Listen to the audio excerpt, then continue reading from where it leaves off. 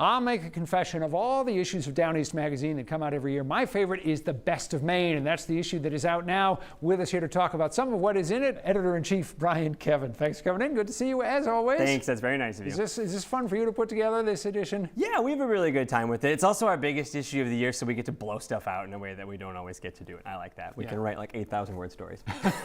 We'll talk about the Best of Maine picks from both the magazine and from the readers in a moment, but let's talk about some of the other articles in this issue, and we'll begin with a great story on rescue dogs being brought to Maine, and I love the way you guys approached the telling of this. Thanks. So Catherine Miles, who's a regular contributor and a great writer, pitched this story. She said, every dog I meet, every time I go to the beach, every time I go to the dog park, it's a Southern rescue dog. And a lot of people sort of nodded vigorously. As it turns out, Maine's successful years of spay and neuter programs and sort of animal population control has made it such that we're one of the biggest recipients of dogs that are rescued from high kill shelters in the South. 7,000 dogs a year brought into Maine. It wasn't for these dogs, you might show up at the shelter to adopt and find that there wasn't any available to you. And so we said, let's kind of look at the mechanics of how they get here. We found a rescuer who works out of Mississippi. Her name's Heather Hobby. She brought hundreds of dogs to New England last year, most of them to Maine. Flew Kate down to Mississippi, put her in a van with, I think it was 36 dogs, and had her describe the road trip coming back up. The sort of mile-by-mile account. It's really interesting. Neat process. Another excellent story. People may have heard about Charlotte Gill, the woman in Southwest Harbor who was serving lobster, and she came up with an interesting idea about how to make the process more humane. What did she decide to do? Charlotte Gill of Charlotte's legendary lobster pound got the lobsters high. She put the lobsters, she experimented with a few different ways, but put them in what basically amounts to like a hot box and used what is a sort of pressurized, a bong more or less. She calls it the lobster bong. The lobster bong, and got the lobsters stoned because she's concerned about their welfare. You know, she's of the mind that worries that lobsters can feel pain and that boiling them alive is maybe more cruel than absolutely necessary. And she's not alone in this. And the story gets at the fact that there are, you know, a sort of like currents of waves of people raising concerns and research and PETA and all the rest about whether or not this is a humane way to treat lobsters. So she made the news of the weird. She was on every blog, every tweet, whatever else. We tried to kind of get the story behind all that. She's an interesting lady. Even if you have no interest in lobsters, no interest in marijuana, this is a really good story. It's a great people story, among other things. And who isn't interested in one of those things, frankly? Well put.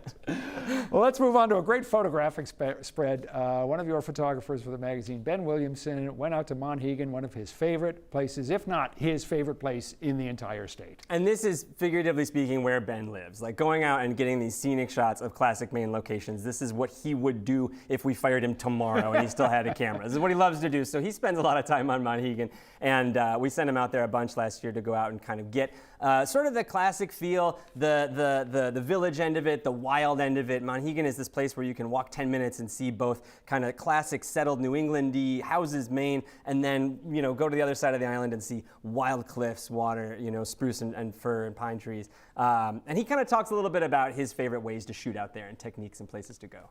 Let's move on to the Best of Maine. A whole bunch of different categories, more than we can begin to cover in their entirety. So let's just hit a few. Best Grab and Go, Lincolnville General Store. This is in my neighborhood, and it opened in the last couple of years after a long renovation. Somebody else got to write the blurb, but they do just a fantastic hot bar. I think it was described in the feature as like the upscale, you know, cafeteria of your dreams or something. They just, it's a great place if you happen to live on the Mid-Coast to grab a quick bite. They have these sandwiches that like cost $8, and they're these giant Dagwood things, and they can feed, you know, 3 people for half a day. Just a really nice, cool store. Best Family Hike, Pettingill Farm in Freeport. If you're looking for a place to take your kids that's like maybe not too strenuous but still gives you kind of that back of beyond feel, this is maintained by the Freeport Historical Society, if I'm not mistaken. You get a little bit of the estuary down there, you get this historic farm, maybe like a mile of trail and then a few trails weaving through the woods, just gentle but really beautiful and feels very far off. And a nice one. Best new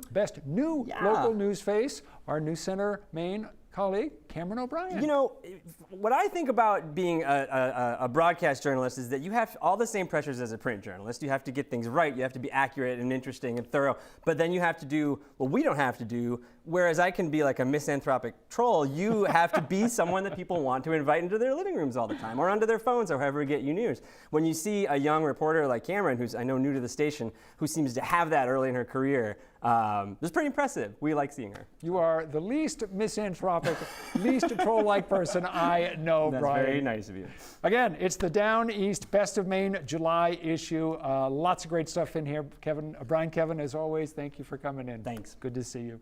Stick around. We're going to be back with more of 207 in just a moment.